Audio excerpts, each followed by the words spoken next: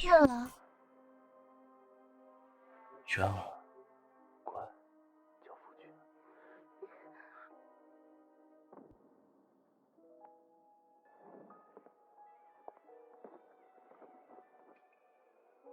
新娘子这么着急进洞房呀？来来来，我给你带路。新郎官就在里面，快进去吧。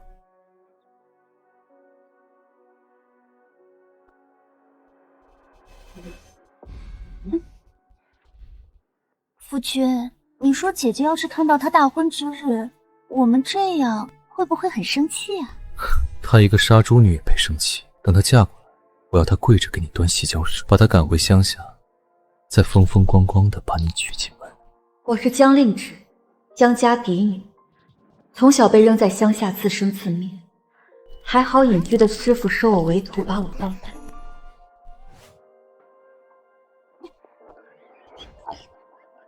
江令渊、萧燕，你们费尽心机想把我踹回乡下，做梦！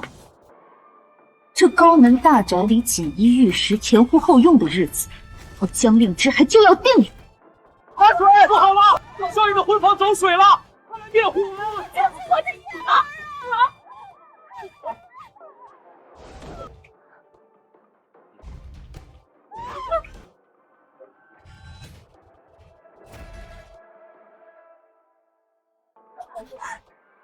外头还在办丧呢，江家二小姐这就迫不及待地爬上姐夫的床，这真是太羞人了。就是，这种真是。散了散了，荆轲，今日之事谁都不许说出去。是，不对啊，被引过来的不应该是江令之吗？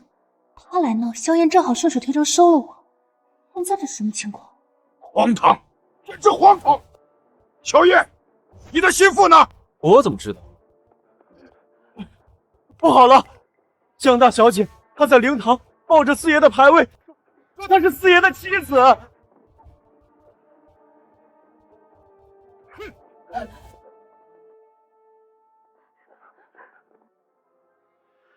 好你个杀猪妹！今天是你和燕儿大喜的日子，你在这披麻戴孝咒谁呢？谁说我要嫁给萧燕了？今日出门迎我的是萧将军的棺木，那我就是他的妻子。江令之莫不是被气疯了？对啊，竟然为了争一时之气，要换亲嫁给萧景逸。纵然他再好，也是个死人啊！你这个疯妇！嫁活人还得斗小三，嫁死人直接当宅主。萧景逸辈分高，以后萧燕见我还得恭恭敬敬喊声四婶，这波不亏。这丫头有点意思。孩子，守寡的日子可不好过呀。老夫人，守寡再苦，也苦不过守着让我蒙受奇耻大辱的夫君。将军为国捐躯，是英雄，却未曾留下一儿半女，令只愿为他收养子嗣，让他100年之后仍有香火供养，求老夫人成全。行，你既然铁了心，那我丑话说前头。您说，做了景逸的寡妇，你这辈子生是他的人，死是他的鬼。要是敢不安分，我就送你去底下陪他，放七书，想都别想。就这，你还嫁吗？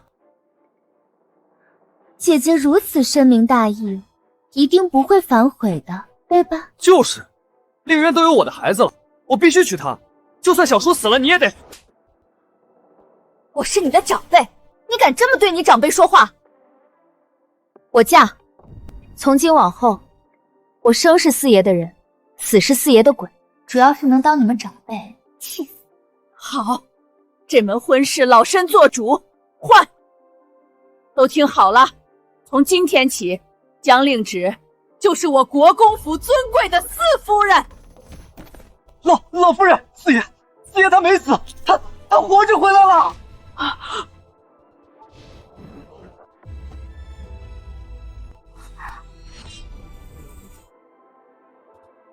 到底是怎么回事？快说！将军遭人劫杀，重伤坠崖，我们以为他殉国了才回来报丧，但他其实是落入了河中，被冲到药王谷，昏迷月余才被认出身份送了回来。快带我去看看！是。我嫁的可是牌位，怎的还带起死回生的？好孩子，你是旺夫的，你一嫁过来，景瑜就死而复生。来，跟我一起去。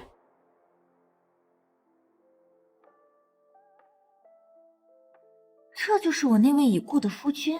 好家伙，便是这般昏迷不醒，眉眼间犹自带3分肃杀气，仿佛在说凡俗莫近。这模样，死了着实可惜啊！我儿怎么还躺着？快起来走2步啊！药王谷已将他全身断骨接回，只是将军头部受创，淤血未清，这才昏迷不醒啊！穆神医，您可得救救他呀！药王谷能试的法子都试过了，没起色，这才送回来，也是指望着国公府门路广，能再寻名医给将军瞧瞧。得，药王谷都摇头，这相当于在阎王殿预定席位了。景逸他还有多少时日？若3个月内醒不过来，那就……意思是，我儿要是醒不来，就真的没了。令芷这丫头的确旺夫，若是能和景逸圆房怀个孩子，景逸说不定就能彻底醒过来了。令芷啊，我求求你！别，老夫人，您有话慢慢说。您这一跪，折寿我10年。令芷，你是景逸的妻子，能不能为他留个后？留后？跟一个昏迷不醒的人，这难度是不是有点大？我一个人他也完成不了啊，他倒是动一下呀。让我去跟一个昏迷不醒的人圆床，这操作是不是有点过了？令芷，你若是愿意，我明日便进宫去向皇上求旨，封你为一品诰命夫人。若你为景逸产下子嗣，无论男女，家中公产有你一份。若能一举得男，老身再从司库出20万两银子，商铺100间，良田1000亩，给你们母子傍身。20万两，还有田有铺子。我在乡下干各种脏活累活，连吃顿饱饭都是奢侈。圆房生个孩子，就有这泼天富贵，干了！好，我答应。跟活死人圆房，江令芷，我真不知羞耻。我一定会把这件事告诉江家。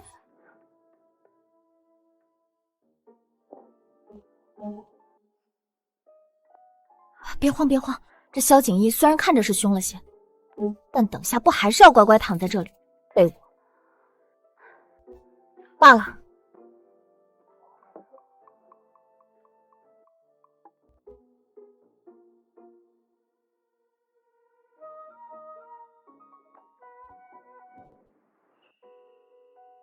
长得可真俊，可惜了是个睡美人。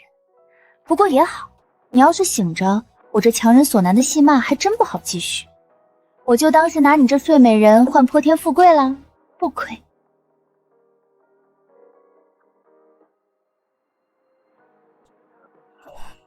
将军，你醒了。昏迷前我坠崖了，如今应该是伤得太重，才会浑身动弹不得。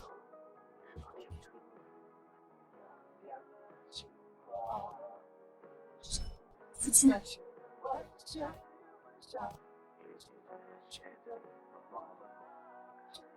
四夫人，热水已经备好了。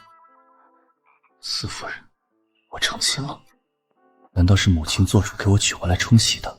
我堂堂镇北将军，怎会沦落到靠一个女人来救命？成亲累了一天，今天就算了，明天再和你圆房吧。啥？哎，还是你舒服，往这一躺，天塌下来都不用管。我要是能跟你似的，后天也往这儿一瘫，看谁还能逼我回江尚书府那个火坑。江尚书府那位江家姑娘，不是应该嫁给我大侄儿吗？难道这原本该是我的侄媳妇？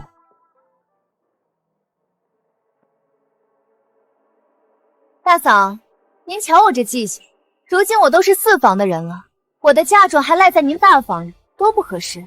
我这就让他们认祖归宗，搬回自个儿家去，省得给您添乱不是？什么？你要来搬嫁妆？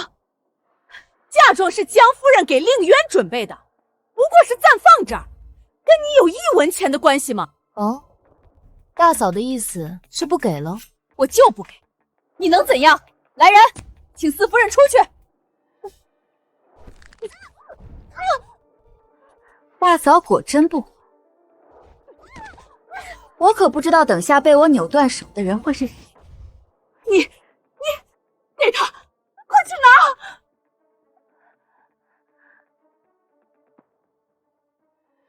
四夫人，嫁妆箱子都是空的。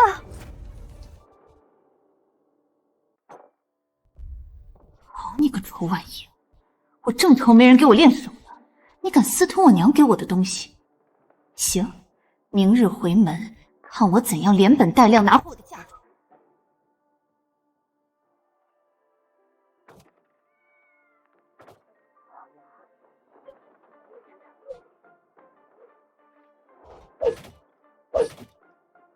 四夫人，您这是在干什么呀？给他编个躺椅，竹子轻便凉快，以后方便拖他出来晒阳光。您连这都会，这算什么？我在乡下时还会杀猪呢。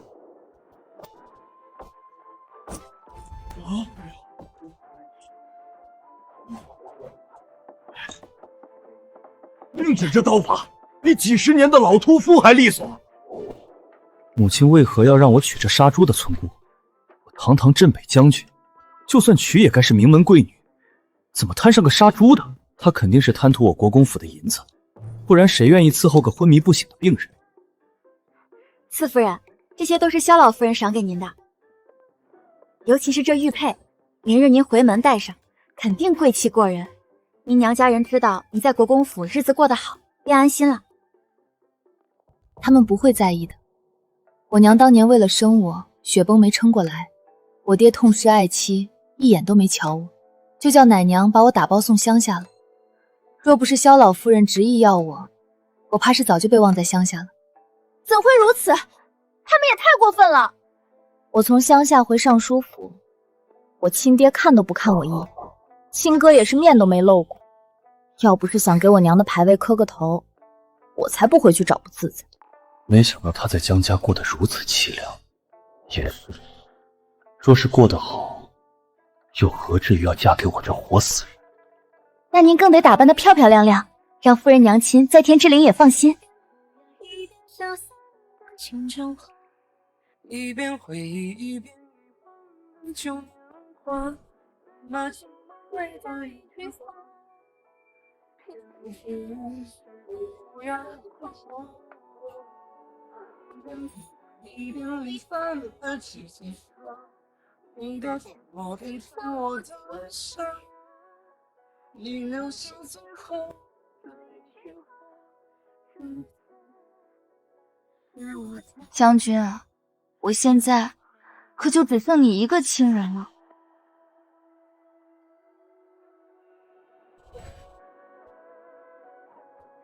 你争点气，赶紧醒呗。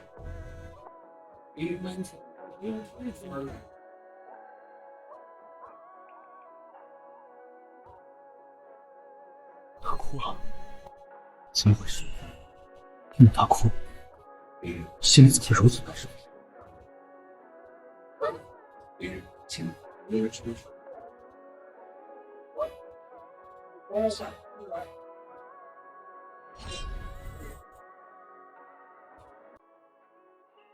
哭什么哭？我可不是娇滴滴的人，有的是力气和手段。当务之急是要给将军绵延子嗣。这就好了。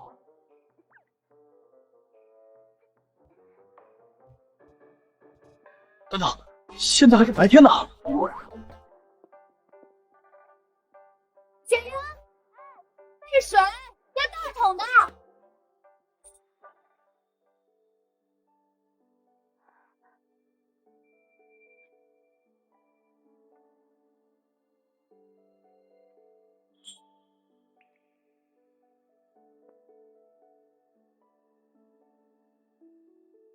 哟，将军这身板儿，平日里没少下功夫啊。这女人怎么如此大胆？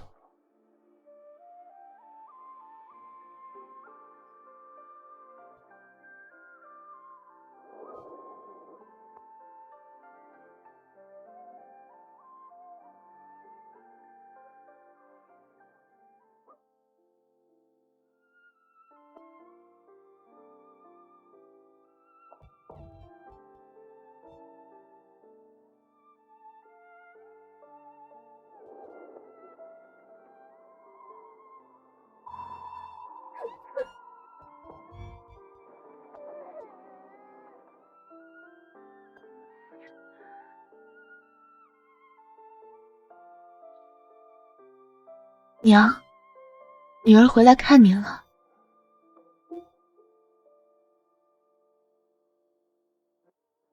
有人吗？四夫人回门省亲了。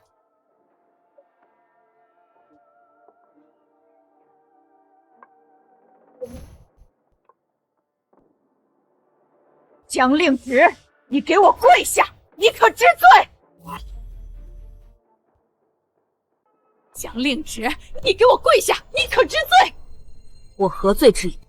令旨，你娘拼了命生下你，要是知道她拿命换来的女儿，为了攀高枝，不但灵堂换亲，还连昏迷不醒的活死人都主动爬上去，怕是要从棺材里气得再死一回。你这个不要脸的小贱人，跟青楼里的妓女有何区别？你们好一个倒打一耙！分明是江令渊在我的大喜之日，跟萧燕在我的婚房白日宣淫，我才被迫换亲给了四爷。不可能，我同令渊一同长大，他不是这样的人。对啊，令旨，就算萧燕再怎么胡来，好歹他也是萧家的长房嫡孙，以后是要袭爵的。令渊和你一同嫁给他，互相帮衬，不是很好吗？谁要跟他共侍一夫？令渊再怎么过分，也比你不知羞耻嫁给一个活死人要好。令旨，你今日回门准备了什么回门礼？该不会是两手空空回来的？你们一群有眼无珠的混账，配我给你们准备回门礼吗？居然敢这么说长辈和兄长！来人，给我把他按住，家法伺候！倒要看看是谁教训谁！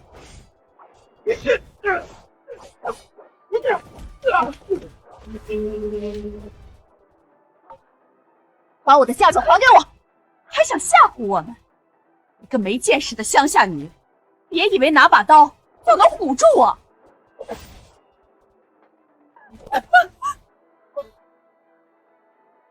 下一刀，我可就不敢保证萧在哪里。在北屋的库房里。来人，跟我走！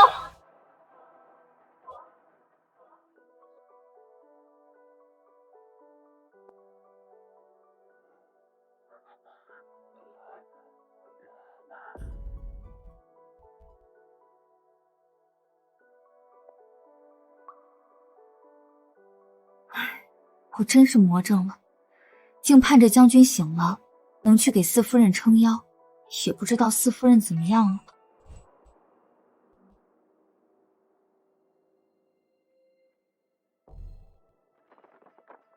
夫人，是御赐的七星连环锁。哎呀，真是不巧，这库房钥匙我们交给了管家，他正好回乡探亲去了，什么时候回来可说不定。令旨，你还是先回去，等他回来你再来拿吧。这算什么难事？砍了不就好了？江令旨，你疯了！毁坏圣上御赐之物可是要杀九族的，理想寺可不要拖上我们。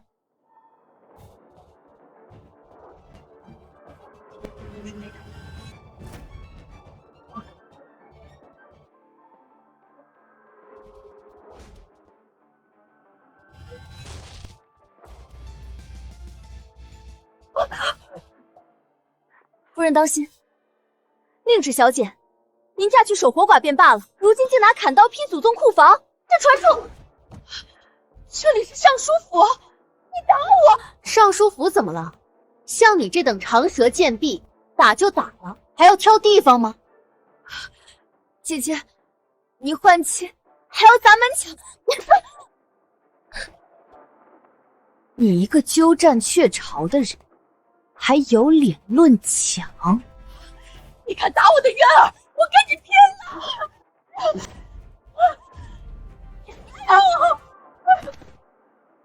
完了，奸了！江令旨，你这忤逆不孝的乡野村妇，你想拿走渊儿的嫁妆，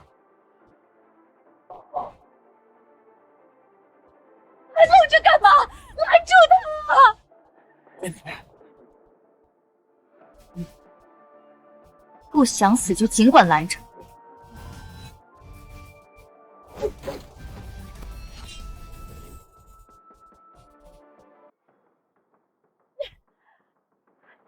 蛮粗鲁，果然是乡下养大的杀猪匠，半点大家闺秀的样都没有。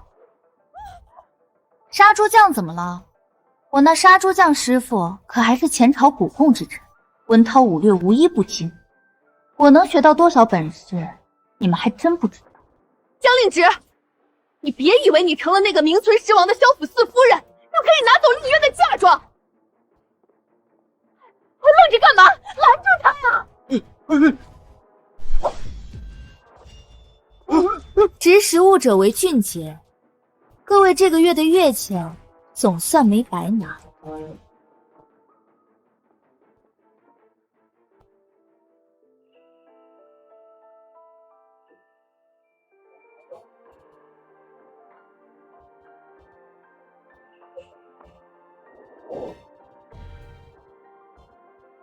将军，您终于醒了。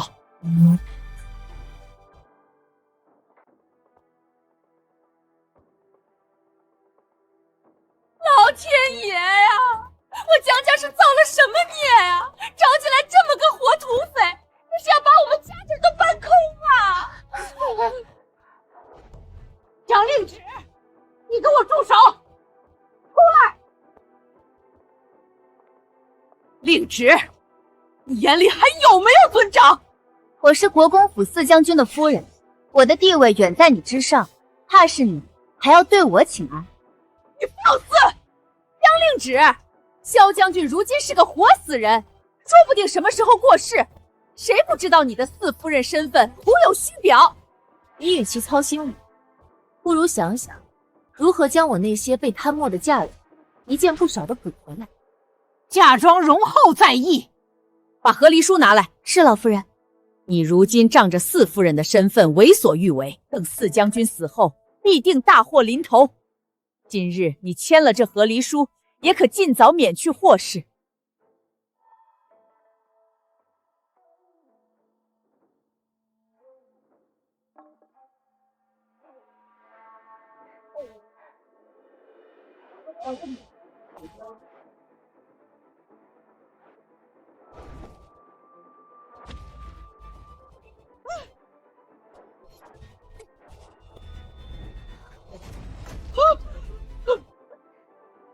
我是侯府四夫人，你们算什么东西？敢要挟我和离？快去请你父亲回来，就说家里要翻天了。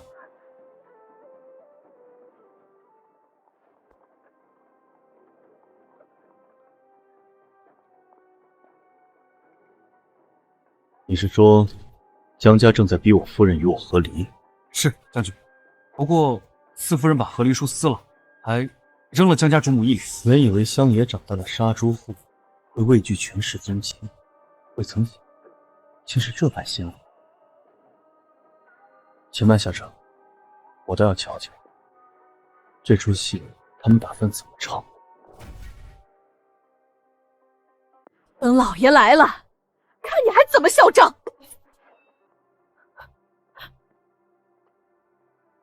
江夫人，你继续说。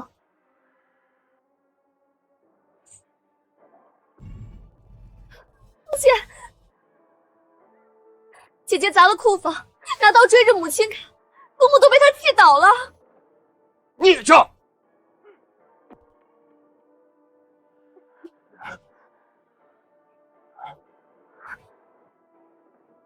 家门不幸，我江家世遗传家，怎会生出你这等喊打喊杀的匪类？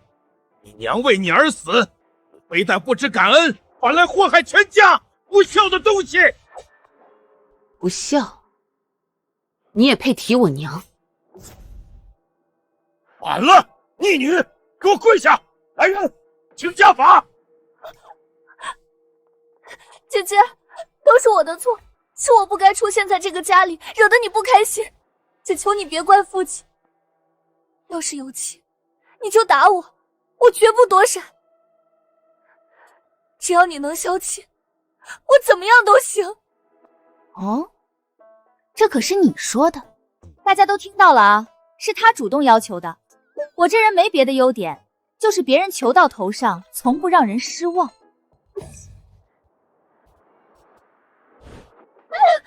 这一巴掌打你鸠占鹊巢，夺我父爱；我这一巴掌打你颠倒黑白，毁我清誉；这一巴掌打你心肠歹毒，还想吞我娘留给我的嫁妆。反了！这个孽障，当着我的面打人！来人！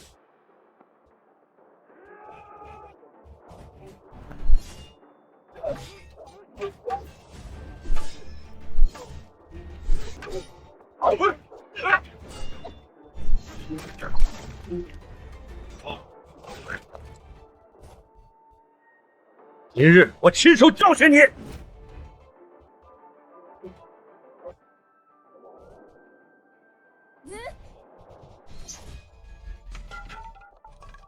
你这个逆女，竟然忤逆你的父亲！父亲，从今天起，我就和江府断绝关系。都点清楚了，我娘留给我的一根线也不要少。回夫人，剩下的这60台件件齐全，连塞香脚防磕洞的旧棉花都没给他们留。好，回府。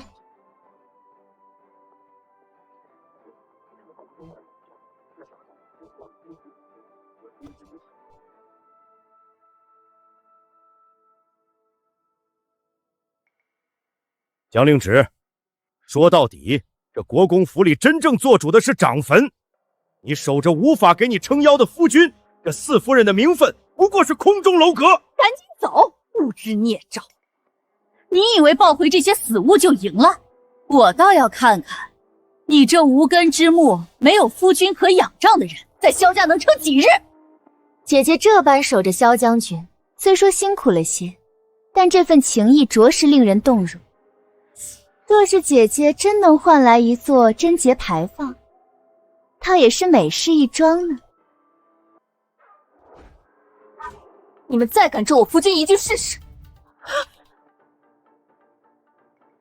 他竟这般维护你，我夫君是为国征战的大英雄，他就算躺着，也比你们这些只说风凉话的人强多了。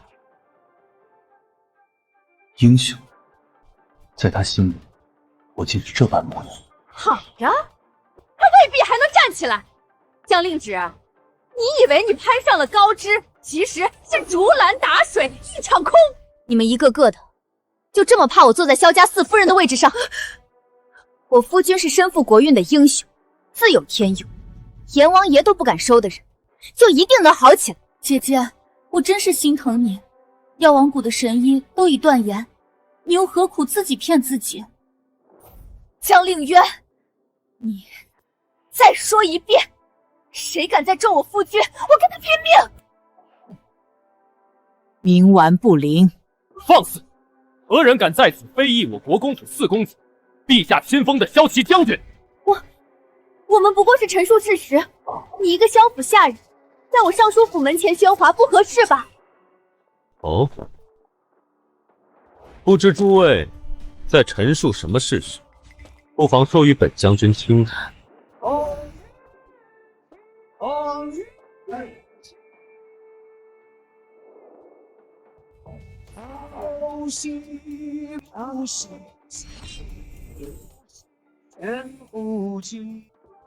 哦，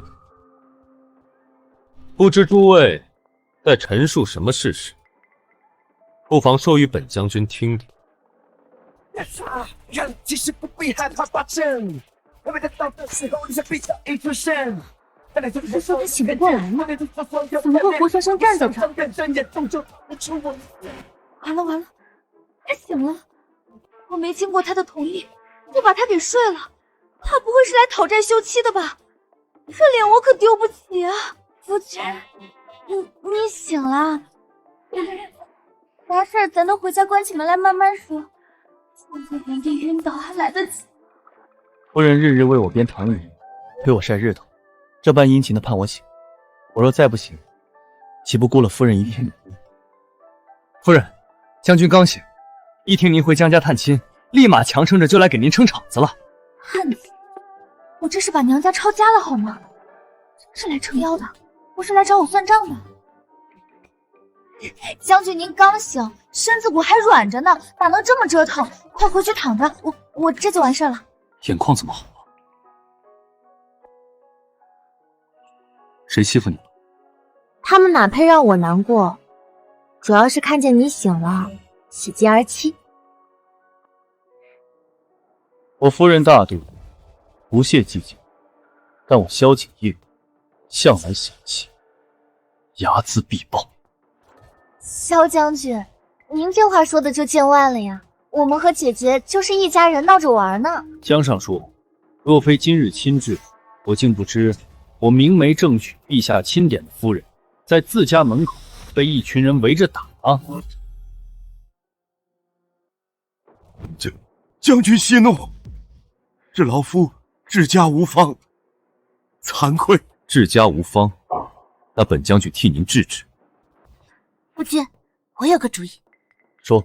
听闻城外静心庵环境清幽，最是涤荡心神，不如请母亲和妹妹去那儿常住，好好反省反省，也算是成全他们刚才自愿领罚的诚意吗？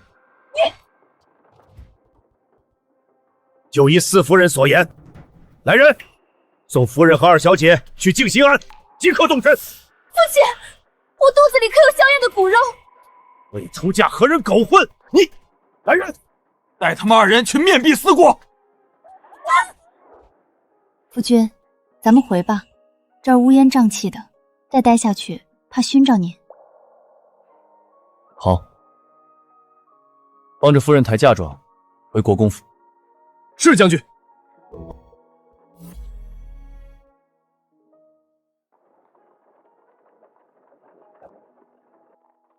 在我面前不必强撑。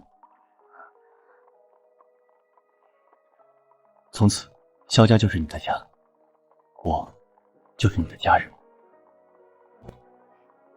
说的好像你能跑了似的，你可是我花了老大劲儿才嫁得的夫君。跑不了。所以夫人日后立威撑腰，乃至闯了祸要收拾烂摊子，都记得有我这个家人在。这可是你说的，以后我可就赖上你了。求之不得。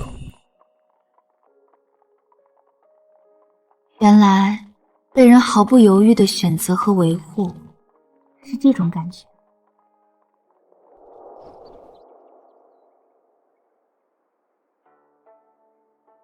四夫人安好，我们渊姨娘说她那儿偶然寻得仙夫人的纸草香囊，想着物归原主，也好求个心安理得。好，我知道了。江令渊刚作为姨娘嫁入府，这就开始作了。夫人，怕是鸿门宴。怕什么？正好闲得慌，就去看看他葫芦里卖的是什么药。江令旨，你将我和母亲赶出尚书府，害我怀了双生子，也只能做妾。今日我定要你连本带利还回来。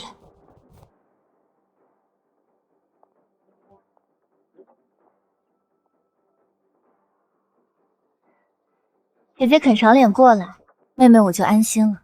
香囊就在梳妆盒里，姐姐自取便是。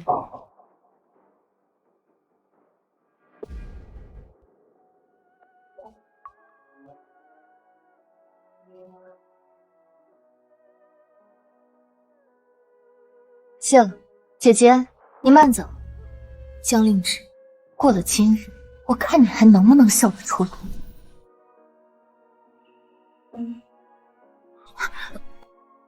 怎么了？眼眶怎么又红红的？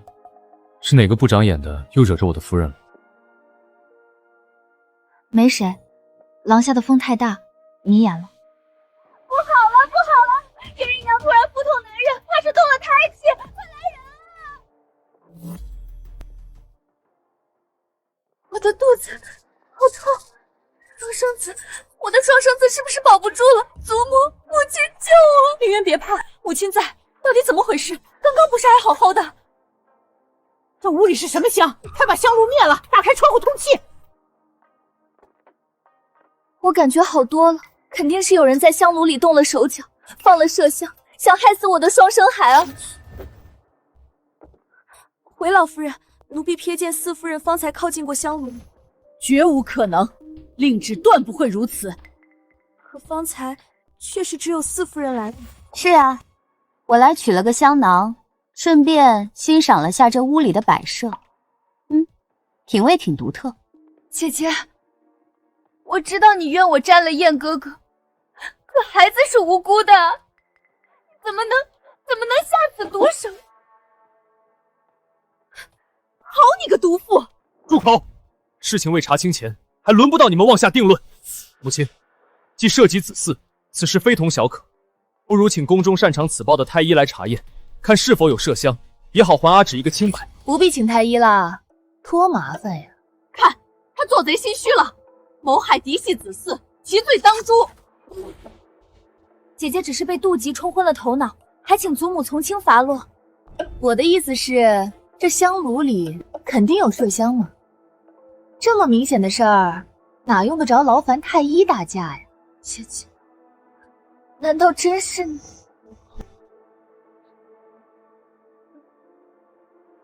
春柳呀，你眼神可真好。那你瞧仔细了，我当时是用左手还是右手碰的香炉呀？是双手。奴婢亲眼看到四夫人您双手捧着那香炉晃了晃，当时还以为您是稀罕，没成想……姐姐，你怎能如此狠心？妹妹这么信春柳的话呀？春柳自小一直跟着我，从不说谎，她叫是就是。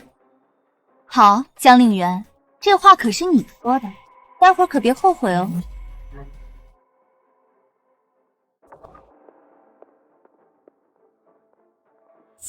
江令旨，你就是嫉妒我娶令渊，居然狠心害他肚里的双生子，毒妇！夫君莫急，等着看好戏。萧燕，你是不是对自己有什么误解？你什么意思？瞧见我夫君没？战功赫赫，英明神武。你再瞧瞧你自己，我放着这样的宝贝夫君不要，为你吃醋？你没照过镜子呀？你休要胡搅蛮缠！现在人证物证俱在。人证物证，好呀，你四婶这就给你看个更直观的。令旨小心！快看，他亲手碰了，他这是认罪了。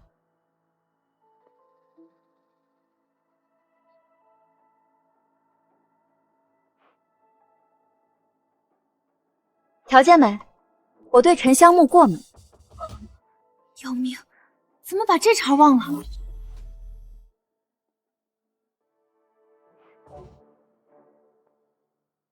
瞧见没？我对沉香木过敏。要是我真去开盖放药，再盖上，折腾这么一大通，这手早变成红猪蹄了。怎么把这茬忘了？那你怎么一口咬定里面有麝香？江令渊自己说的呀，现在还都不提前做功课，蠢的我都同情。上不了台面的东西，竟敢拿自己的骨肉当筹码，做这等龌龊勾当！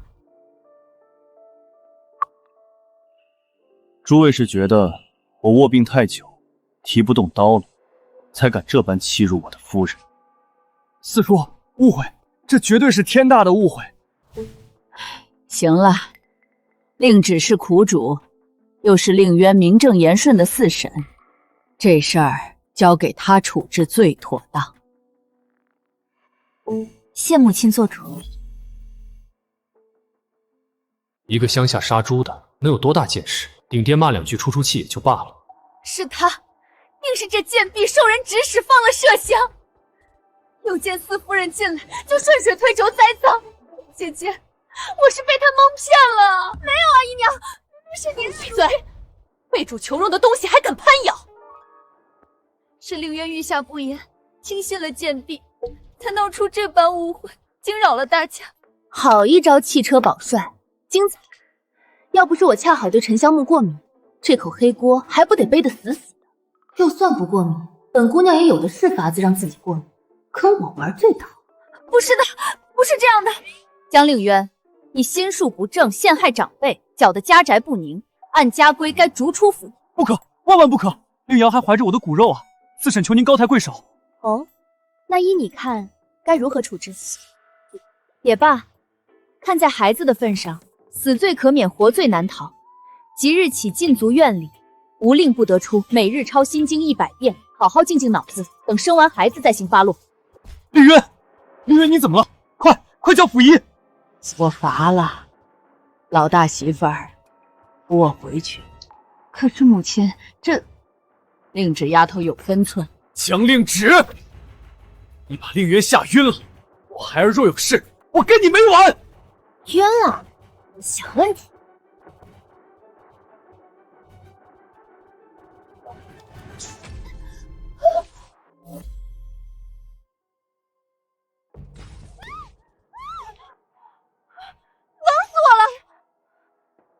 别碰我！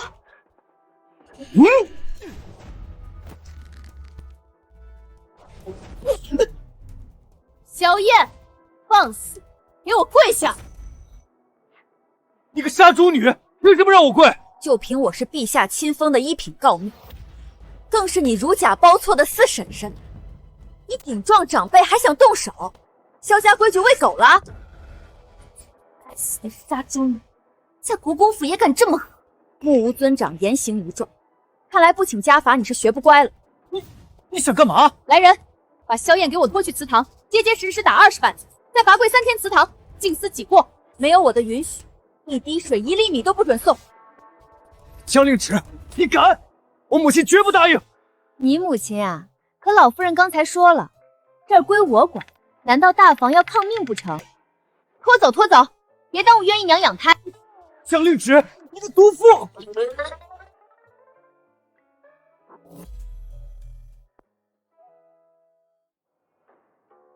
春柳，看好你家姨娘，乖乖抄经禁足。要是再搞出什么幺蛾子，后果自负。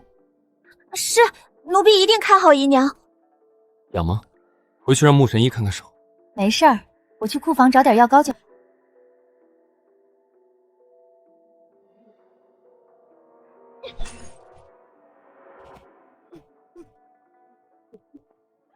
反了天了！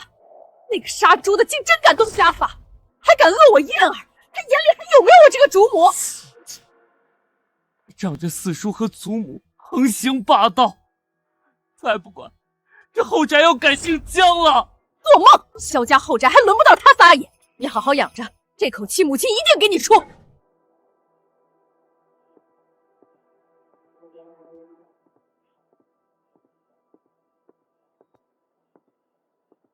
四弟妹好大的威风，才得了老夫人几分疼爱，就迫不及待摆起诰命夫人的谱了。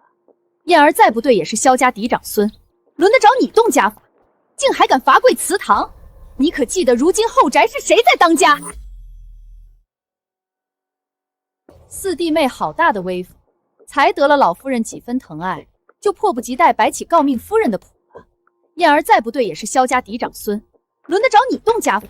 竟还敢罚跪祠堂？你可记得如今后宅是谁在当家？还有大嫂，您这可真是冤枉死我了。我不过是替您分忧，教了侄儿些规矩。今日他当众要对四姨动手，这要是传出去，别人还以为咱们萧家的规矩是纸糊的呢。难不成在咱们大房这儿，侄子打婶婶也算是家传手艺？你少拿鸡毛当令箭！掌家权在我手上，后宅之事还轮不到你指手画脚。掌家权当然要紧，但更要紧的是掌得明白，对吧？毕竟这掌家权，瑞王妃赠的千年人参竟被换成了商炉根，大嫂这狸猫换太子的手艺可真是绝了。没什么呀，就是提醒大嫂，不管谁掌家，这账目啊、库藏啊，总得对祖母、对萧家上下都交代得清清楚楚。您说是也不是？你胡说八道什么？你再胡说，我撕了你的嘴！你再胡说，我撕了你的嘴！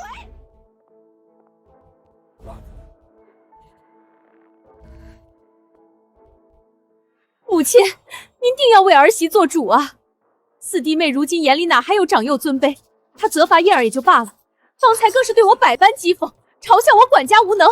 我掌家这些年没有功劳也有苦劳，岂容一个心气这般践踏？那你想如何？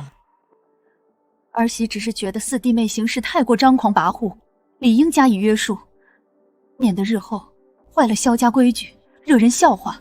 约束？他处置萧燕是我亲口允。至于管家之事，若你当真做得滴水不漏，又何惧旁人几句闲言？不如先回去好好自省，看看是否曾给人留下过什么画笔。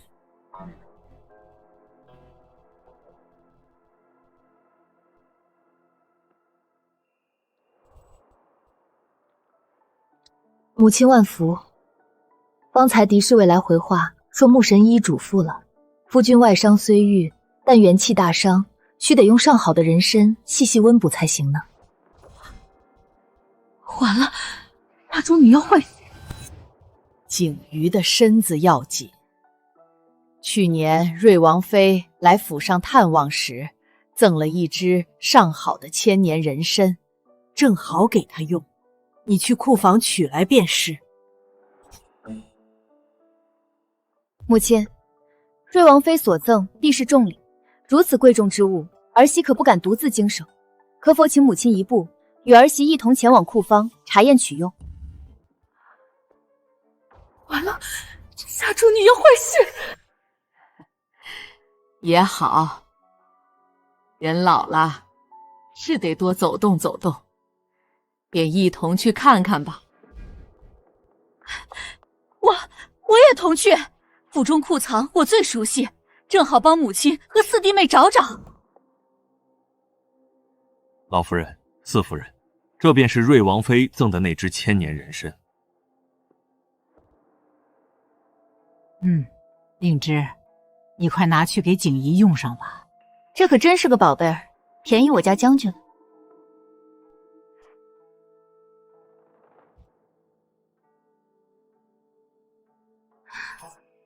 我就知道这个土包子看不出什么，幸好老夫人也未发现。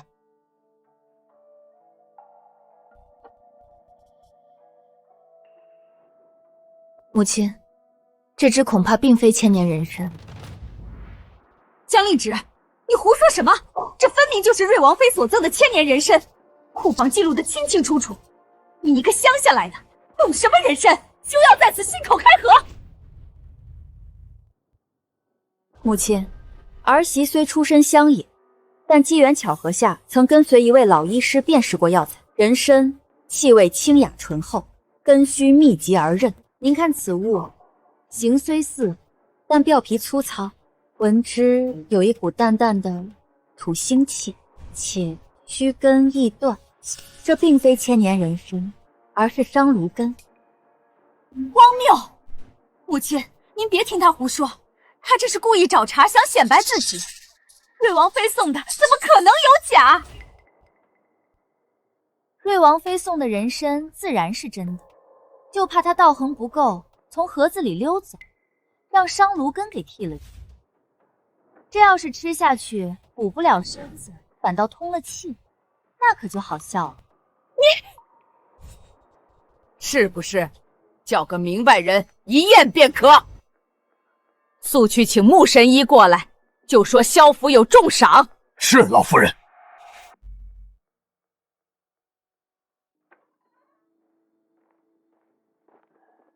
老夫人急召老朽，所谓何事？劳烦神医给瞧瞧这宝贝疙瘩，可是那千年参王？回老夫人，此物绝非人参，乃是商鲁根，形似而质异，药性相悖，且微带毒性，万不可入药。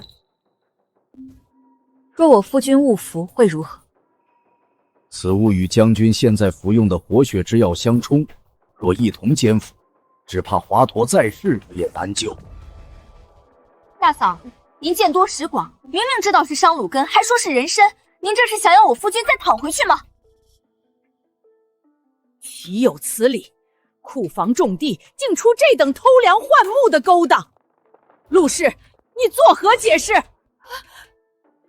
母亲明鉴，儿媳实在不知啊，定是底下人捣鬼，或是入库时便弄错了。许是瑞王妃那边。大嫂这话说的可就更有趣了。瑞王妃何等尊贵，送礼还能送错了？退一万步，就算送错了，这验收画押入库登记的人，难道是个睁眼瞎？依我看呐，这库房里怕是耗子有点多，还不止偷吃了这一处呢。你休要落井下石，血口喷人！母亲，此事非同小可，关乎全府上下安危体，必要彻查到底，水落石出才。好，此事便交于你处置。是。即刻封锁库房，所有账册物品一律封死，无我命令，不得擅动。所有相关管事全都给我请到旁边厢房候着，我要挨个亲自审。这丫头虽在乡野长大，行事可如祖母风范。母亲，经查库房与账册多处不符，除人参被换外，另有江南云锦3批被换作猎头，却仍按云锦报账。采购的上等黄芪、当归，实则多是被换次品，这些是相关票据。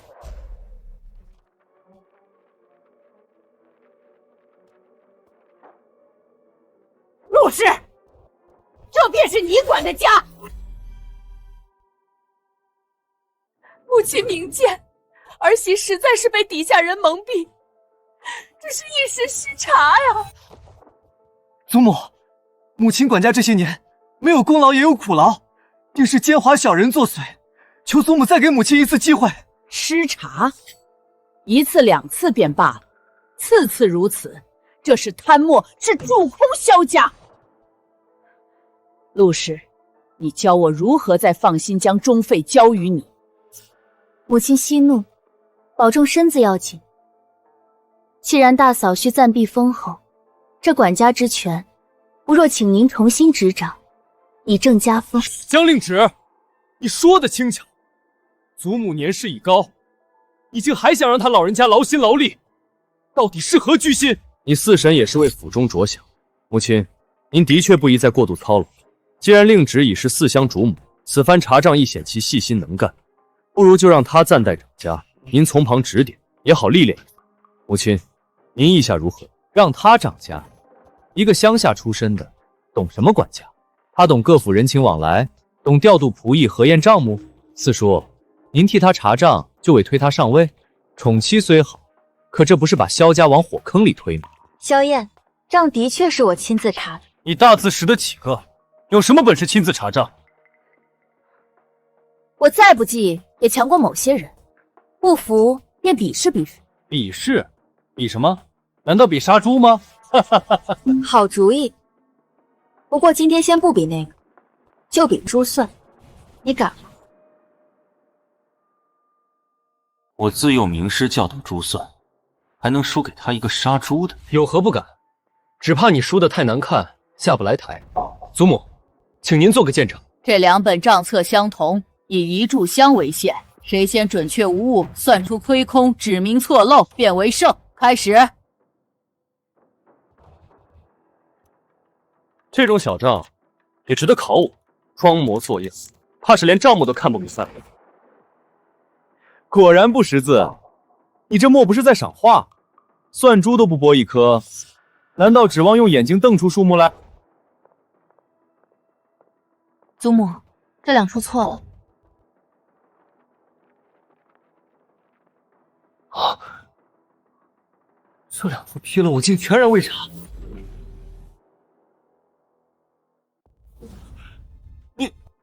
你是如何算出来的？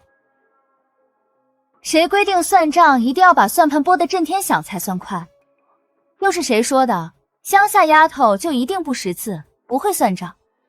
我们乡下人也是要收租算账的好吗？陆氏，这还只是你前年的账目，往后的我们慢慢细算。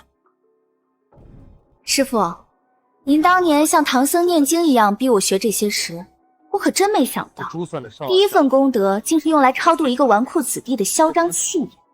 多谢您老人家了。算账快又如何？不过是投机取巧，掌家之人须得文武双全，方能服众。胡闹！萧燕，掌家与武士何干？休要无理取闹！文武兼备，方能震慑下人，应付外物。她一介女子，手无缚鸡之力，日后如何代表萧家与其他府邸往来？若遇急情，又如何护得住家业？江令旨，有本事与我再比一场武士。若你武士能胜，我便心服口服。夫君，无妨，他既不服，我便打到他服，省得日后总有人拿我的出身说事。令旨，不必理会他的混话。母亲，既是立威，便须立得彻底，打得一拳开，免得百拳来。请母亲准许我与萧燕武试一场，要比什么，随你挑。我骑射卓绝，京中子弟里也是数一数二的，这次绝不可能再输，定要他好看。好，就比骑射，看谁才是真有本事。罢了，去校场，点到为止，不可伤人。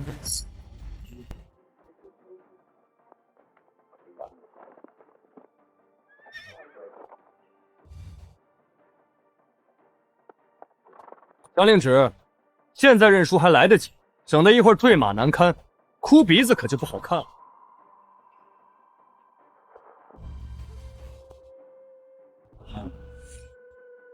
哼，连马都不会挑，选这么匹烈马，看你怎么赢我！今日我定要好好出这口恶气。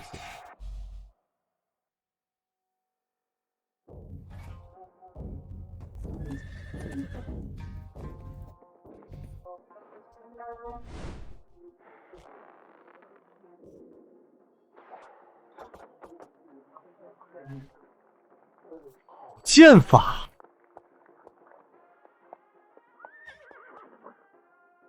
夫人今天肯定是输了。哎呀，还是不要比了，再比下去，四夫人就要丢人现眼了。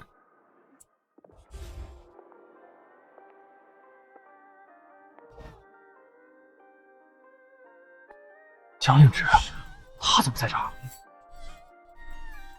啊！曾羡慕闲云野鹤，走到人间，激情于天地，摇铃草木不闲，此生不作万人间，拂一株水仙，回头月，愿望两山川。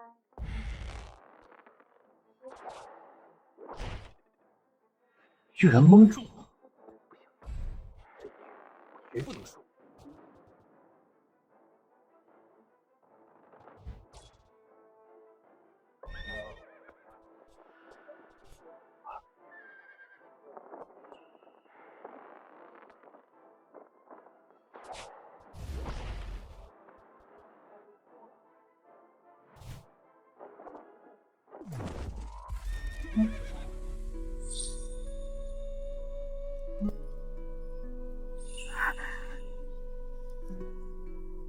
有没有受伤？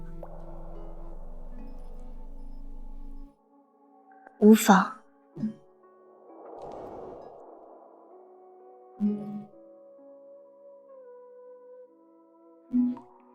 如何，大侄子？现在可心服口服了？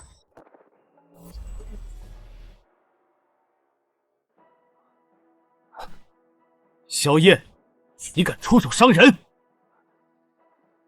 文事不精，尚可勤勉；武事不济，犹可苦练。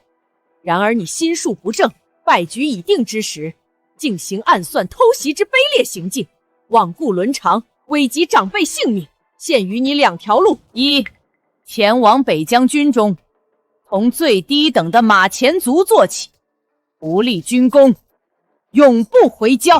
祖母，北疆苦寒，战事不断，那是要命的地方啊！那就留在京都，任职武骑尉，负责城门巡守，在京城父老乡亲的众目睽睽之下，好好历练你的心性，学学什么叫规矩。边关那是九死一生之地，若去，这国公府的富贵荣华只怕再与我无缘。可留在京都，让我堂堂国公府嫡长孙去做那看守城门的，这脸还要不要了？以后还怎么在京城圈子里混？速选！孙儿愿留京，任职武骑尉。望你记住今日教训，好自为之。今日各位皆是见证，四夫人将令指纹是合账，明察秋毫，武士骑射，临危不乱，其才其能其德其勇，皆足以服众。师父，您教我藏锋守拙，明哲保身。可这深宅之内，有时亮出刀锋才是最好的保身之道。即日起，府中一切钟馗事务，由四夫人将令旨全权执掌。即日起，府中一切钟馗事务，由四夫人将令旨全权执掌。所有人员、账册、库房钥匙即刻交接，若有怠慢违逆者，加规处置。是。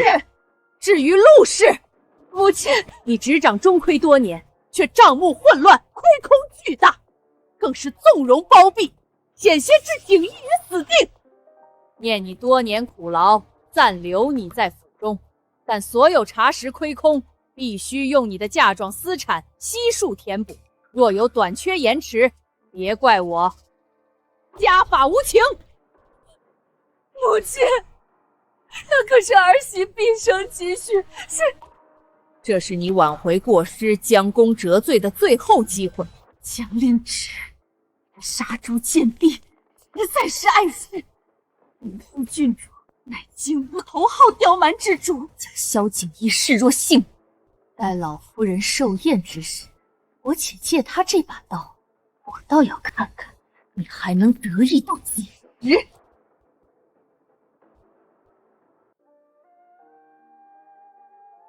没想到萧燕竟然能做出这种事，还好你没出事。放心，就算你不来，我也有办法平安无事。殿下，是不是牵扯到了伤口？不碍事。坠马也非儿戏，你可知我当时心都快跳出来了。好啦，真的没事儿。我师父教过我独门绝学，我可是得了真传的，一般人对付不了我。你这位师傅，当真深藏不露。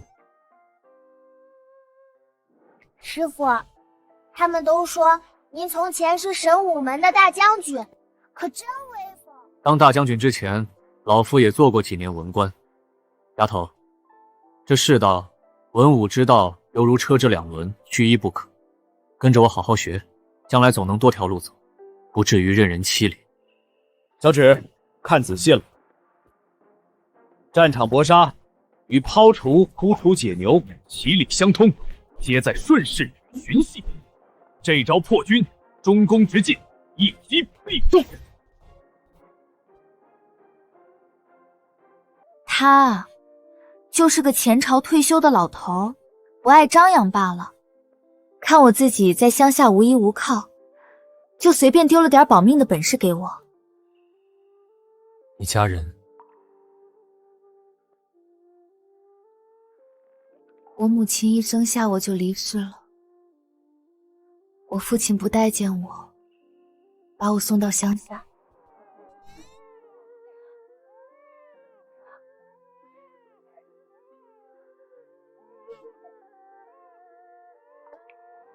所以我才拼了命也想嫁进萧家过好日子。萧将军有没有后悔娶我这个乡下女？所以，娘子当时才趁我昏迷不醒时就占我便宜。说起来，夫君你这么厉害，怎么会在大军凯旋时被伤成这样？当日埋伏我的人，我已经有了些眉目。不过，查我在行啊，我帮你揪出那个内鬼如何？夫人这般厉害，那是自然。此事牵扯甚广，等有了确凿进展，我会第一个告诉夫人。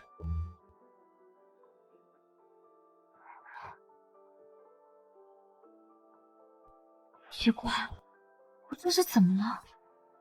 老夫人的寿宴马上就开始了，我先过去了。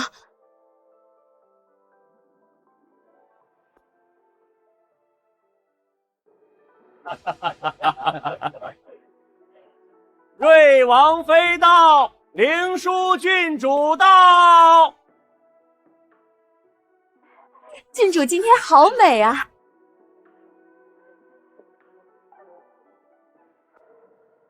就是这个乡下丫头抢走了我的锦衣哥哥，我对她痴心一念，她却娶了这么个玩意儿。这位就是四夫人吧？久仰久仰，果然是与众不同，气质很特别呢。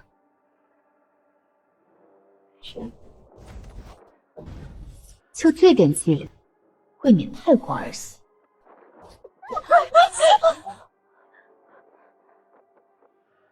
江令芷，你好大的胆子！你敢推本郡主？郡主明鉴，要怪也得怪这地太滑，又或是您这身华服太过耀眼，被晃得站不稳了。您说是不是？郡主殿下息怒，快请入席吧，宴席就要开始了。令芷，到这边来。他不过是一个乡下泥腿子，又胆大包天的灵堂换妻，整个国公府不是应该鄙夷他吗？他们一定是看在锦衣哥哥的面子上，锦衣哥哥不可能喜欢此等女人，一定是被逼的。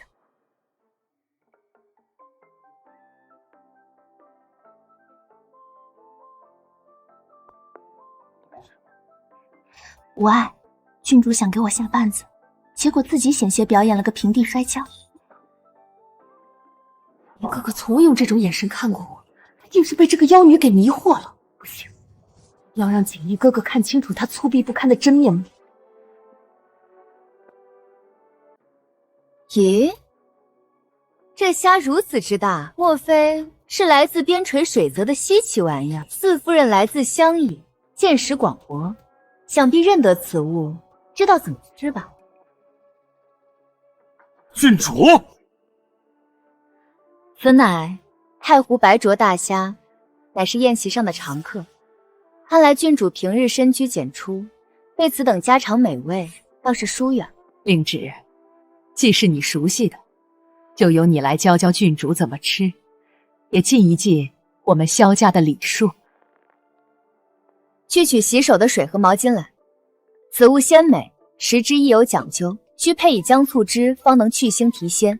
虾线藏污，食前需剔除；虾头尖锐，亦需小心。若不懂其法，胡乱剥食，不仅容易扎手，汁水四溅，更易失了风度。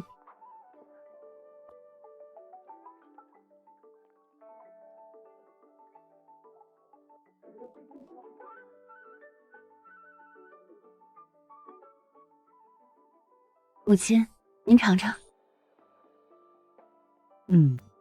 果然鲜甜，令芷倒是细致周到。好你个杀猪女，高公好很得意吗？气死我了！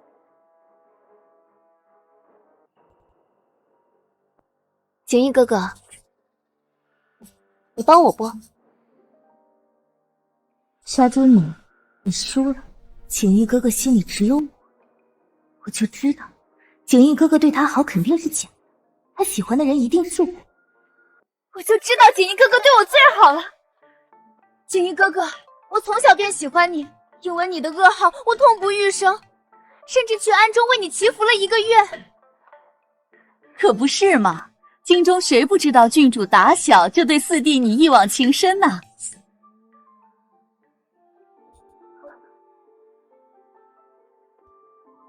郡主厚爱，萧某承受不起。我这一生有令芷一人足矣，并无他念。我给你的虾，竟然剥好了给他，他一个杀猪女与配！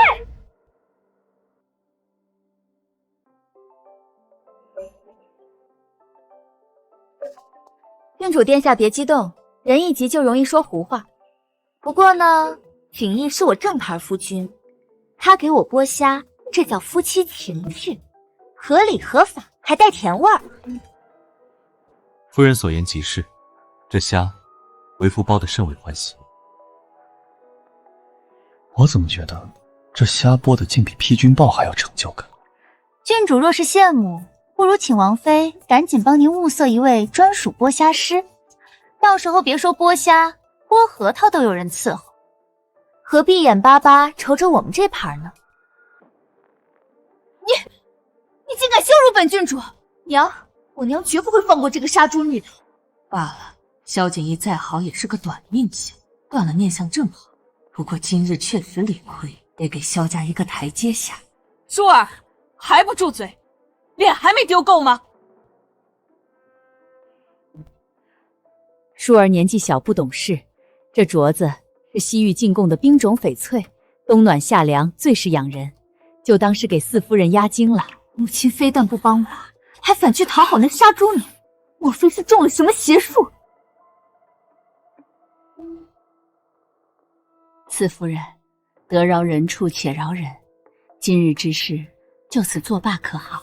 母亲，您真是糊涂了，那是我几笔里是求而不得的冰种翡翠啊，怎就便宜了这杀猪女？杀猪女，你若识相就赶紧退下来。王妃娘娘客气了，郡主天真烂漫，我怎会与她计较呢？这镯子我就却之不恭了。郡主以后若是想吃虾，随时来府上，我让厨娘好好教您怎么剥。夫君，你伤势初愈，穆神医嘱咐需饮食清淡，固本培元，方有益于日后为我们萧家开枝散叶呀。这百合安神、山药健脾，多用些，身子好了才能陪着我呢。不知羞，这种话也敢当众说？我夫人转述医嘱，有何不妥？难道郡主比神医还懂调理之道？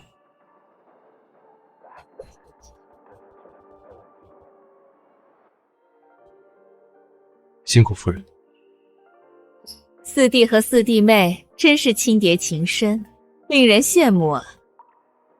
只是成婚也有些时日了，日日这般恩爱，怎的弟妹这肚子还未见有动静呢？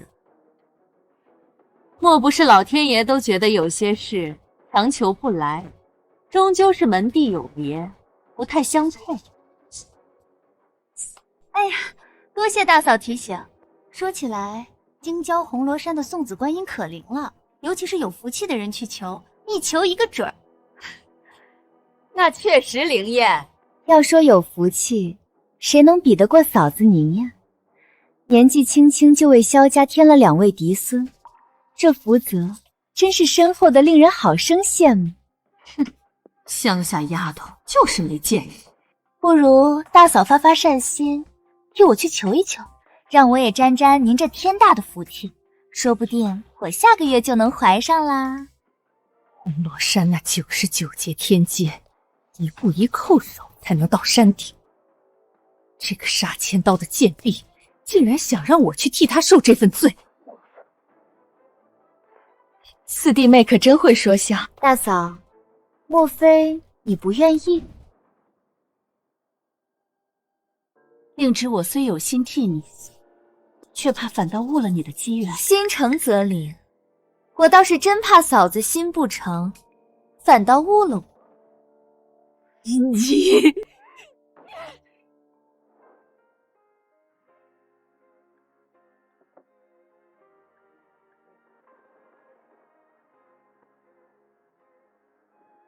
阿芷，你对我好，是不是就有个孩子在萧家安身立命？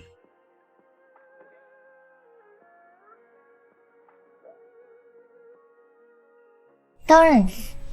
果然，我只是个工具人。即便只是工具人，你只为我做了这么多，我也会对他好。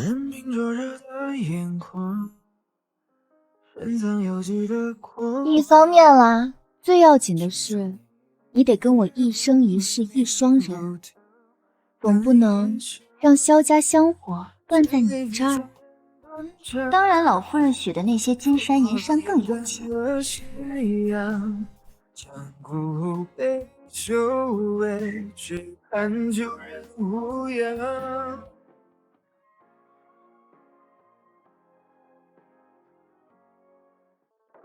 鼎翼哥哥，我来萧府看你了，快看我给你带了什么好东西！这可是南疆特供玉肌膏，去疤生磨，效果一流。你身上那些刀疤剑伤，一抹保证还原成小鲜肉。郡主还请自重，我是有妇之夫。没事儿，景逸哥哥，我可以等。你是喜欢我的。我要沐浴就寝了。郡主请回。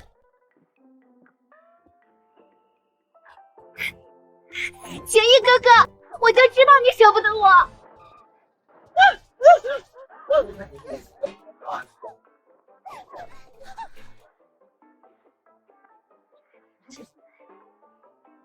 郡主还真是热情似火，不过扑身前记得先擦亮眼睛看清楚。就听说嫁错人的，可没听说过扑错夫君的。郡主，需要再纠缠，就算我没有娶令主，也不会喜欢你。我好心送温暖，你居然公开处刑我！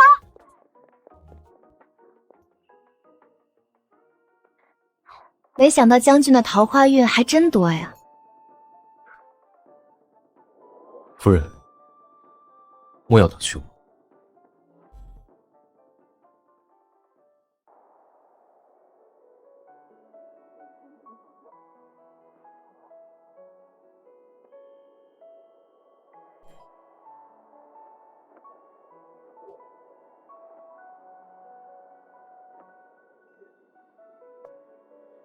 天寒莫要冻着。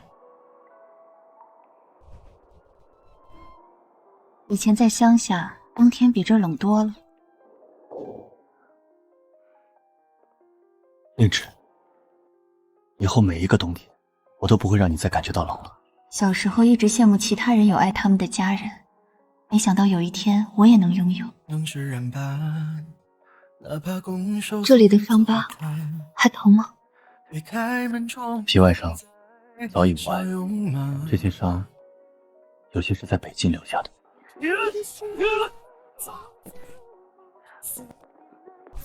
都过去。以后不许再受这些伤。好。有人在你凯旋时设伏，要你的命，这事在我这儿可过不去。令旨，此事牵连甚广，背后之人。我不管他牵连多广，背后是谁，敢动我江令旨的夫君，就是跟我过不去。你这身板，可是我用尽办法才从阎王爷手里抢回来的，谁再敢碰一下，我把他剁碎了喂猪。好，都听夫人，有夫人护着，为夫甚安。知道就好，快告诉我背后之人。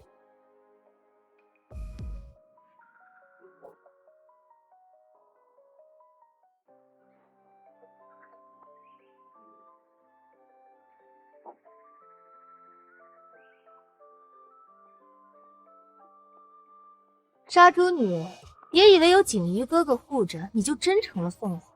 这萧府的水深着呢，小心淹死。郡主真是关心我，连我会不会游泳都惦记。不过这萧府的水再深，也深不过郡主的心思吧？你牙尖嘴利，本郡主今日就教教你什么是尊卑规矩。来人，给我掌嘴！且慢，我这人皮糙肉厚，怕硌着诸位的手。倒是郡主您想清楚，这一巴掌下去，打的可不只是我的脸，更是萧家和瑞王府的交情。郡主息怒，姐姐，郡主金枝玉叶，你让着些也是应当的。硬来不妥，不如……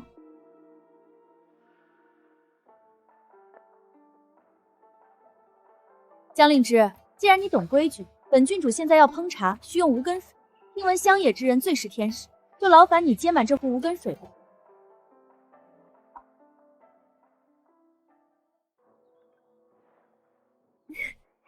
姐姐最是灵巧，这点小事儿定难不倒你。郡主有令，岂敢不从？这接无根水啊，最讲究机缘，急不得，还请郡主移步凉亭稍坐，慢慢等候。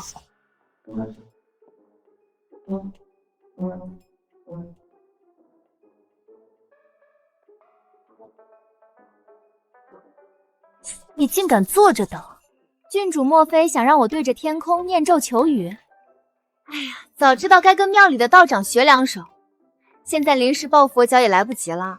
要不，郡主您亲自示范个呼风唤雨的法术？郡主，您该不会就是想要让我晒太阳吧？想要我罚站直说嘛，何必麻烦老天爷呢？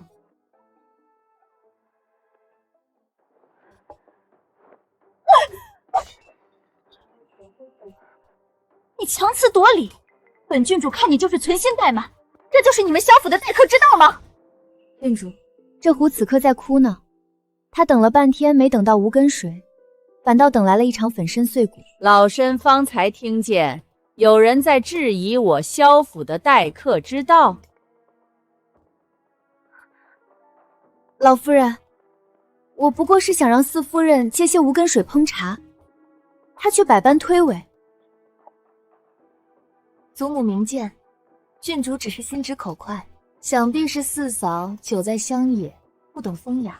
是呢，我们乡野之人最是实在，不像有些人大晴天非要接雨水，接不到就砸壶泄愤，这风雅我确实学不来。郡主，无根水乃天赐之物，今日天晴日朗，你让令旨如何变出雨来？还打碎了这御赐的白玉壶。我不知道这是御赐之物。郡主今日心气不顺，留在府上也是徒增烦恼，不如回王府好生静静心。来人，送客。江令旨，你给我等着！他不知道，难道你也不知道吗？若非你悉心指点，郡主金枝玉叶，又怎会想到如此别致的风雅之法？江令渊，你身为萧家妇，不明事理，不劝善行，反而煽风点火，酿此大祸。祖母，即日起，每日抄写女诫50遍，好好思过。祖母，这些知错了，祖母开恩。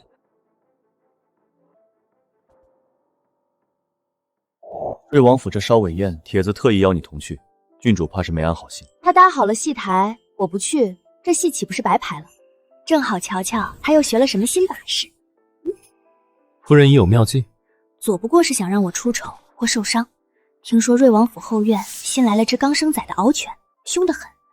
他若用这招，我便顺水推舟。不行。怎么？莫非夫君你舍不得？对，我舍不得你受伤，出生不长眼，太危险了，我必须在你身边。夫君放心，我不会让自己有事的。雪鹰也会接应，你呀，就安心在席上吃好喝好，等着看我给你演一出好戏。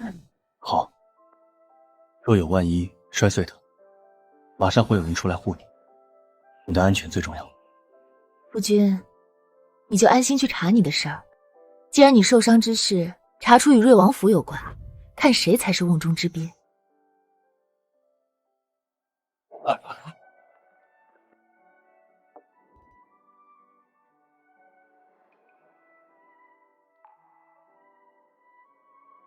不好了，萧四夫人出事了！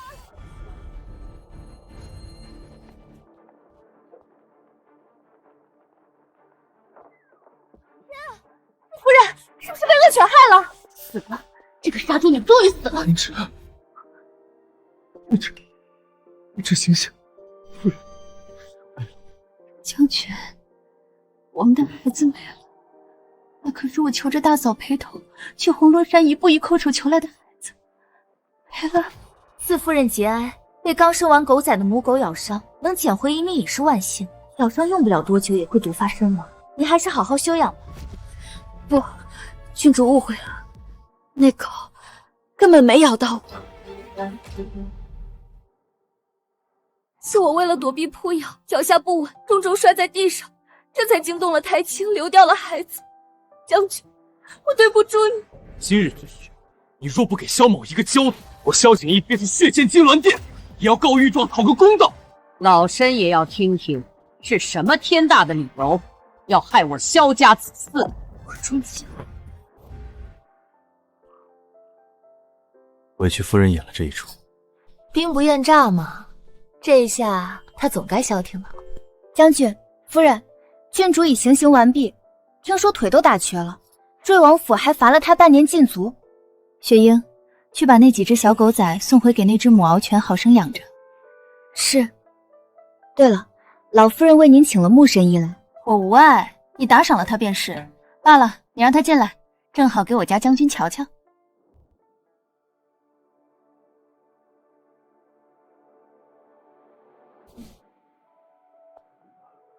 齐爷，神医，他怎么样？穆神医，这是什么意思？难道我感觉良好，但实际不行了？穆神医，您给我交个底儿，我夫君这身子是不是虚得厉害？您直说无妨，是得用虎鞭鹿茸，还是得炖10钱大补汤？我能扛得住，大不了我把嫁妆当了，也得把他这身子补养结实。将军的旧疾竟去了8九，体内余毒也被一股生机化去，如今脉象平稳，待调养些时日，必能恢复如初。太好了，谢谢穆神医。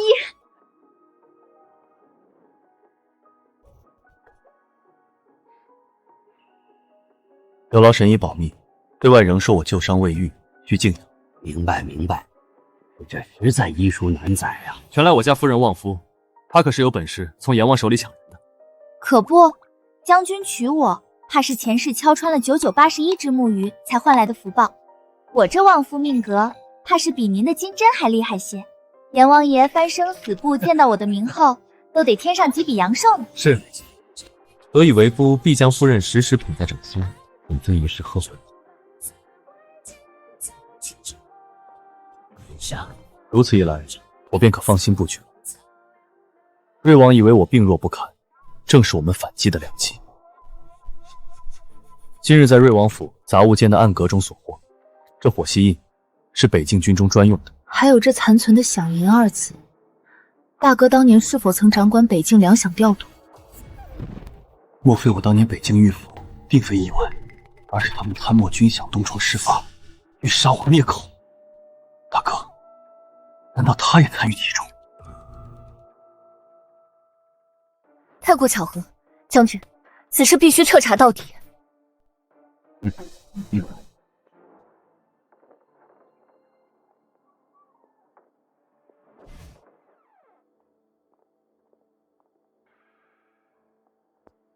王爷，我四弟妹江令芷近日在清查府中旧账。废人，一点首尾都处理不干净。当初若不是你办事不力，留下把柄，我们又何必在萧景一凯旋时设局截杀他？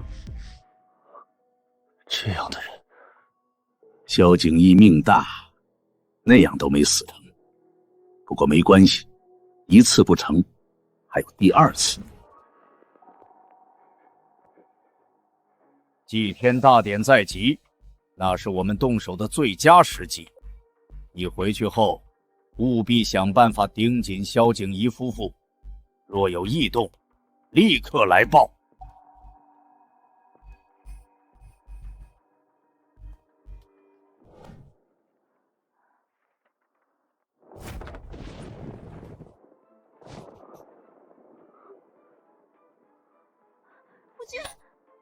夫君，你怎么了？出什么事了？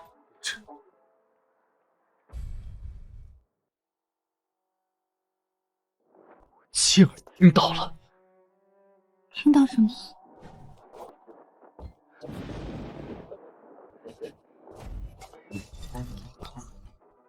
是我大哥与瑞王合谋贪墨了军饷，他为了钱权，竟联合外人要置我于死地。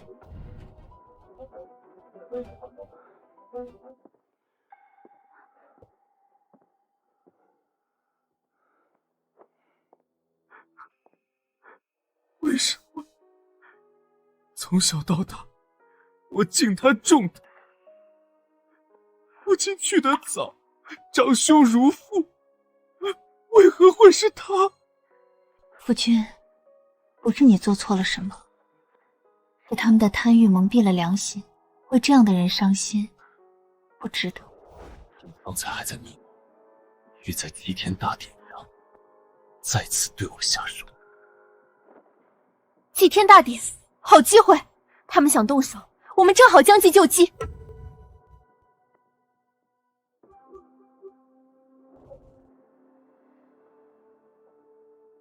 瑞王竟敢贪墨，死难将士的抚恤金都敢克扣，简直罪无可赦！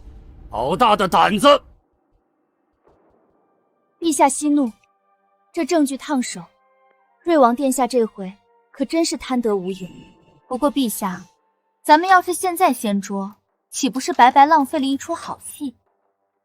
臣妇这儿有法子，既能保全皇家颜面，又能让瑞王殿下自己挖坑自己跳。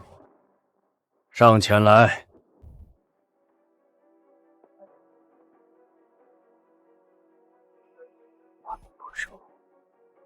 准，就依你所做，朕倒要看看他能狠心到什么程度。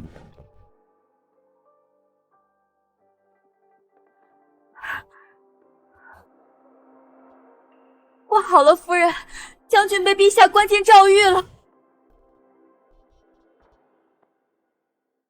陛下定是请他去诏狱喝茶了。别急，你家将军皮实着呢，说不定正跟狱卒切磋棋艺呢。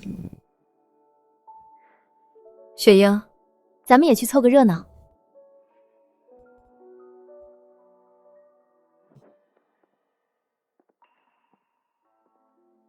夫人，您已经看了一整天了，歇歇吧，眼睛都要看坏了。不行，我得趁将军在狱中他们松懈的时候，赶紧把账本查出来。好你个陆氏，我说你贪了那么多银子，怎么就没再见你吃胖的？原来是权位给瑞王府了，这下可让我逮着了。夫人，找到了。何止找到了，这数额大的，够瑞王吃下一整个军队了。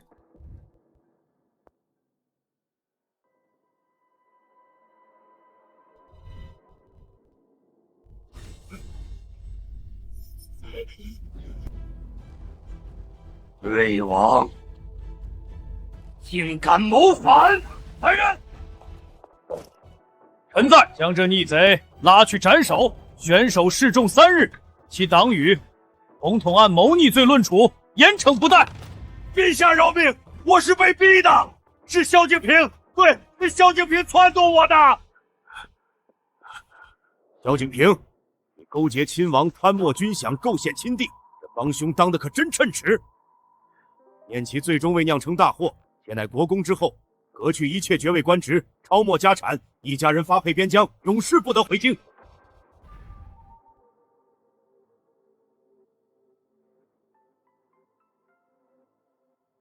萧爱卿忠勇无双，忍辱负重，晋封为超一品镇国公。领旨，谢陛下隆恩。世袭罔帝，赐丹书铁券，掌京畿卫税与北境兵权。往后朕的安危，可都交给你了。臣谢陛下。陛下圣明，恭喜萧将军沉冤得雪。还有朕的奸细官萧夫人，这出戏盯得漂亮，智勇双全，护驾有功，乃女中豪杰。号封超一品镇国公夫人，赐凤冠霞帔，赏黄金1万两，锦缎1000匹，京郊黄庄2座。往后宫里有什么热闹，还得借你的慧眼一用。臣妇谢陛下隆恩，只要管饭，随叫随到。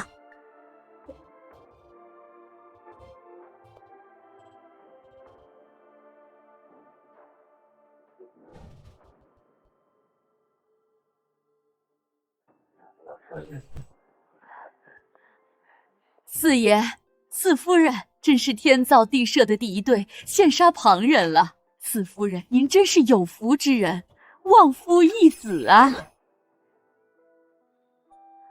夫人，今日这酒味道似乎格外好。那还不是因为喝酒的人心情好。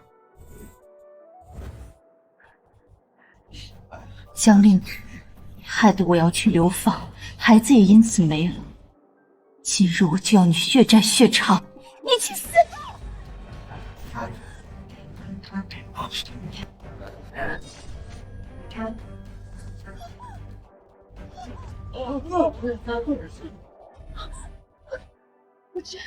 夫君，你怎么样？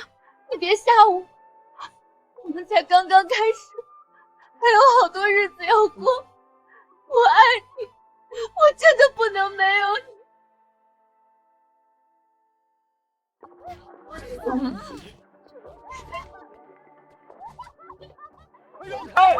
让老夫看看！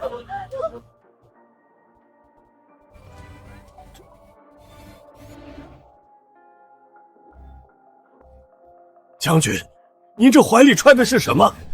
夫人的情话真好听，为夫还想多听几句，要不我再晕一会儿。萧景一，你吓死我了，竟敢骗我！我没骗人，我排了半个时辰队才买到的玫瑰酥，本想饭后给夫人一个惊喜，就这么被他毁了。我是真心疼晕过去的。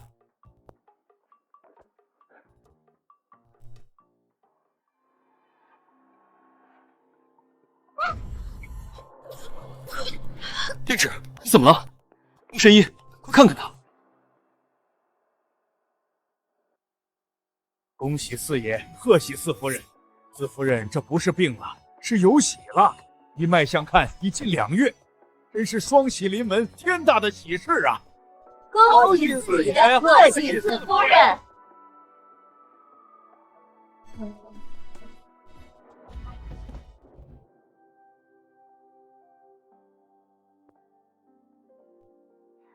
以后不许再这样吓我了，万一那匕首再偏几分。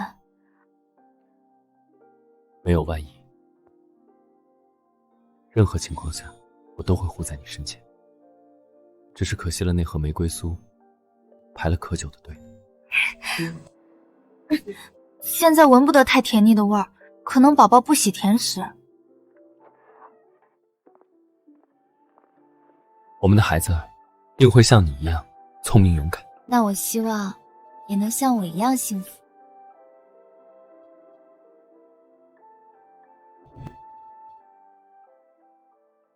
要说这镇国公夫人，乃天赐的大福星，十分了不得，有一身杀猪的好本事。哎，您别笑，这杀猪啊，讲究的是快、准、狠，正是这般历练，才养出了夫人临危不乱、洞察先机的慧眼和胆魄。自她嫁入国公府，那是望醒夫君，识破阴谋，保护圣驾，铲除奸逆。最近更是用一盒玫瑰酥救了大将军一命。夫人，如今你杀猪妹的名号可是京城最旺夫的象征了，就连那说书先生都知道。哪怕我是给夫人买点心，都能救自己。那夫君可要好好珍惜我这颗福星才是。下次买点心，记得买2盒，1盒防身，1盒吃。好，一切都听夫人的。